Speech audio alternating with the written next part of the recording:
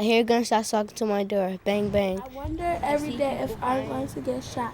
I hear bullets telling me to run as fast as I can. They're the voices of children. I cry because of where I live. I am a strong black girl who survived the streets of Rochester. Reading their own words. I pretend to ride a motorcycle to get away. I wonder if they will invade my I house. try not to let it get to me. Poetry from the heart of the city. This spring, something remarkable happened in Heather O'Reilly's fourth grade class at school number 6. A routine lesson on writing poetry produced results no one was expecting.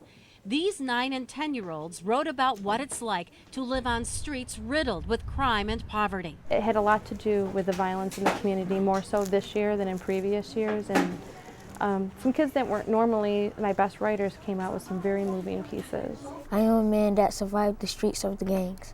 I wonder if I will live long enough. Jameek Hunter and Tyvon Phipps are just 2 of these extraordinary poets. Both live in the shadow of violence. Some of what you write in that poem is kind of scary stuff. Do you know that? Why did you write about that? It was scary. I used to live on Walking Terrace. Yeah? They used to shoot at each other. My uncle had got shot 9 times. Then after that, the man who shot him had came and was shooting at our doors. What did you do?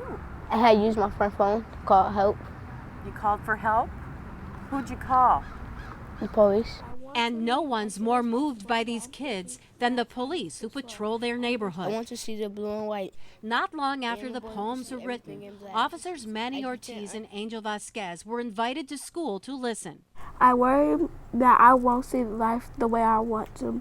I cry because of where I live. That's the worst part of our job, to see kids, anyone, per se, but just to see children and the way the violence, affects them. And so a poetry reading turns into a talk about dreams for the future. I think you may want to be a writer someday. End up writing news stories for them, for Channel 8, or for the newspaper. I mean, anything. If you continue to write the way you're doing now, there's nothing that can stop you. At the end of the day, everything that they've been through, they are just kids. I think they get the bad rap that the city district and the school, the kids, they don't know how to learn, that they're not respectful, and they are. So are you going to keep writing? Yes.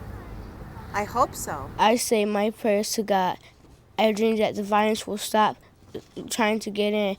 I hope one day I could leave this place. I try to stop people from fighting. I hope the fighting stops.